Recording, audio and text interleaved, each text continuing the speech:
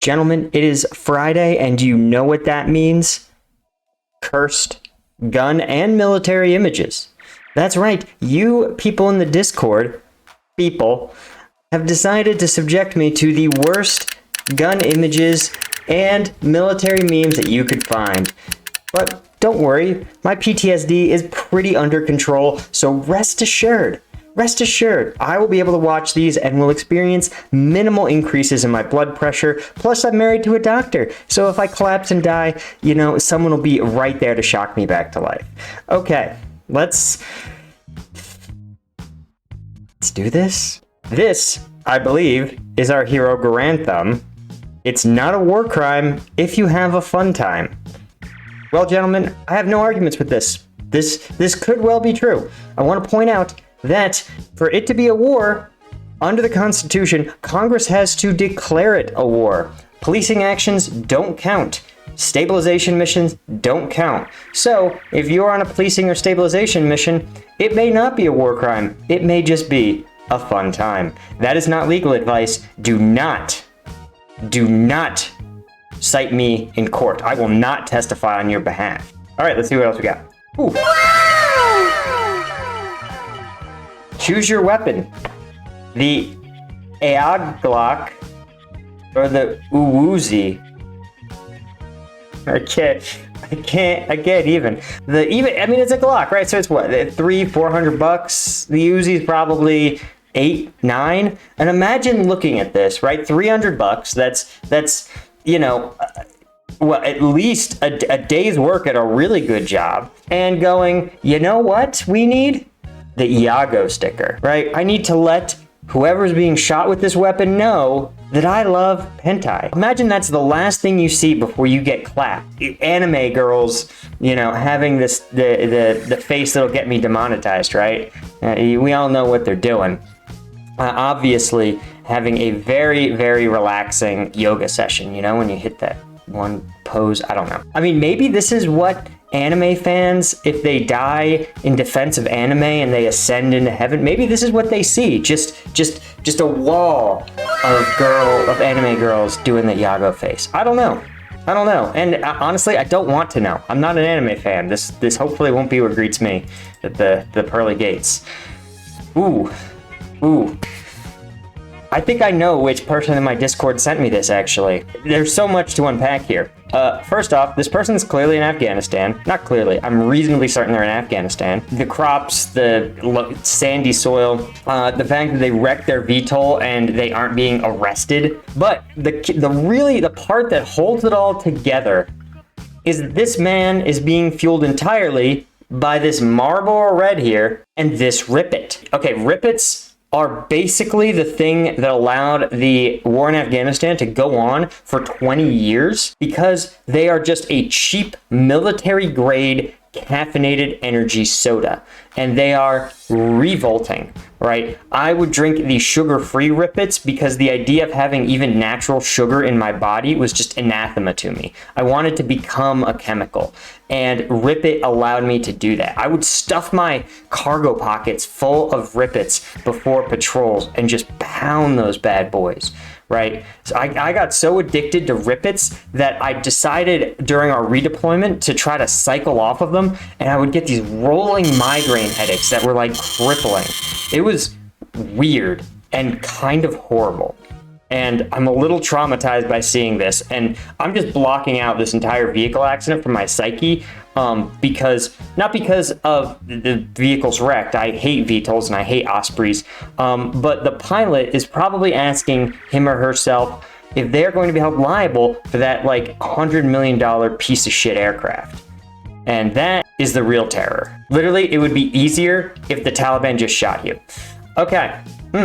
This is proof. This is proof that the tactical community will try to put tactical shit on anything, whether it needs it or not. This is the end game of people who buy aftermarket stocks for their SKS. There's only 100 million semi-automatic assault rifle caliber weapons you could rice out. Why your SKS?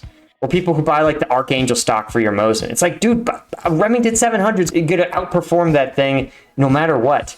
how is this a profitable industry? This is where this all ends. You have you call it like an M1898 baseball bat and be like, well, you could improve your accuracy with this scope. No, you can't. No, you can't. This is stupid. And they got me with the Mosin. I was halfway through, and then I looked at myself in the mirror, and I was like, what am I doing, Paul?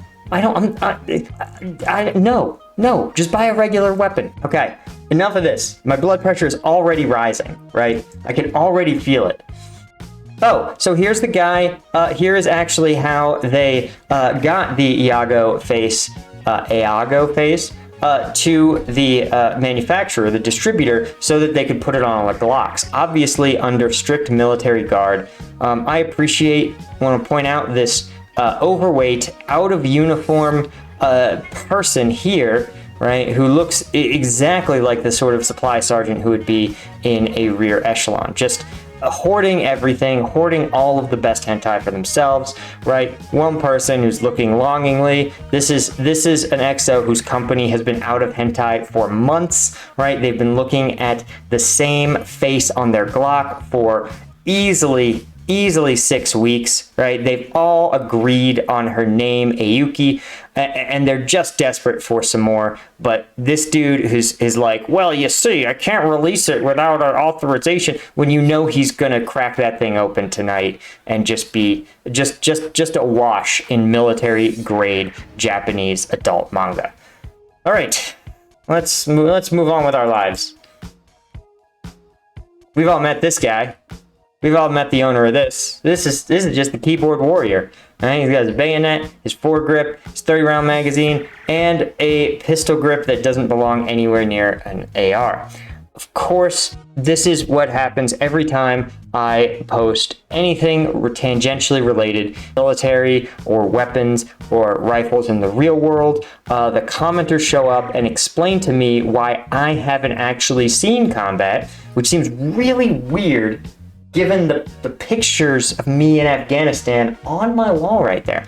Not sure how that happens, but they are sure I haven't seen combat, because a real person in combat would know that EOTechs are better than Leopolds or something, or the Parallax or some dumb gun nerd thing, right? And they will let you know on their upgraded military grade keyboards.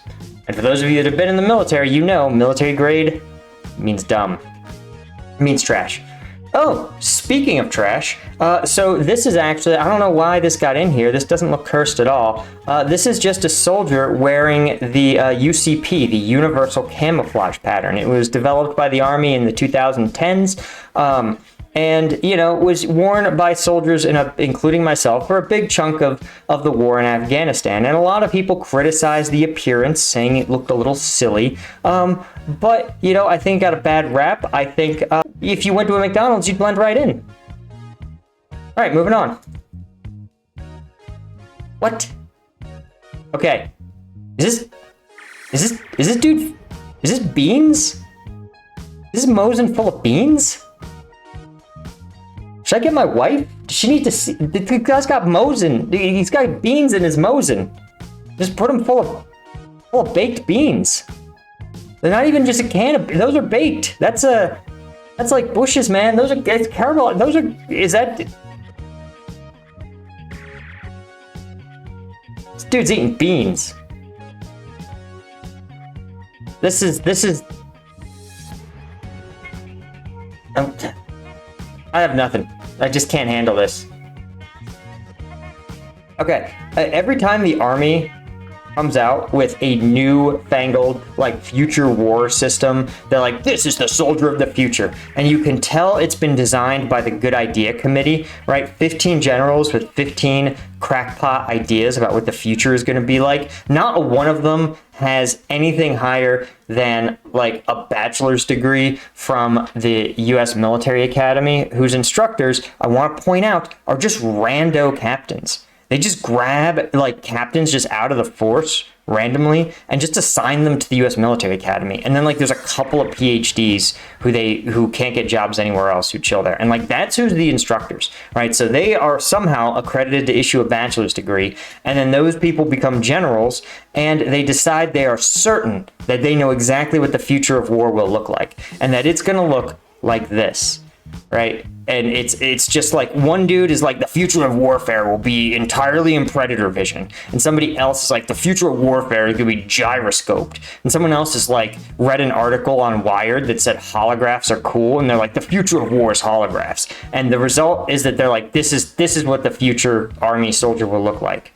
And then in reality, it's the next generation soldier has like a marginally better helmet and like a rifle that's like 3% more reliable and like 15% cheaper to maintain. And they're like, this is the future. Obviously, generals aren't any more qualified to predict the future than any one of us. Speaking of the future, so, I heard that the people of the past generations were a little bit like tougher than us weaklings today with our AC and our electricity. And I think this is just evidence of that, right? Nowadays, look, you can kill a man with a 9mm or a 22. We're just so sensitive. Back then, if you wanted to take down, this was actually just for the average sized human being who was only 5'5". But that's what it took to put them down. They were just that resilient, right? They would just throw bullets at you when you came out of the womb just to harden you in front of it. I'm kidding, by the way. This is preposterous. All right, we got one more. Oh, so guys, this is actually where Brandon Herrera fans go when they die. If they've been good AK owners, right? If they've done their yearly maintenance, if they've only fed it clean burning, non-Berdan primed ammunition, and of course they have flame ward anyone who claims ARs are better, then when you pass from this world, you get to ascend into AK Hala, where Brandon Herrera actually welcomes you and then gives you your own gold-plated AK chair. But there's a catch. Because you're surrounded by non-working prototypes of the AK-50 everywhere, right? And not one of them works. And so your task is to rest on your throne of golden AKs and then go out and try to find a working AK-50 for all eternity until the heat death of the universe. So obviously it's sort of a split, but again, if you're a non-AK guy, I don't even know where they send you. They just send you to Hickok 45's range and you shoot bowling pins for the rest of your life. So I don't know. Are you better off? Probably not. This is about as good as you're gonna get. Gentlemen, thank you for joining me. Am I thanked?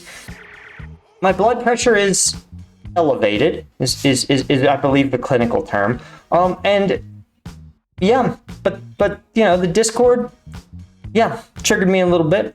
I'm gonna rate this session as 2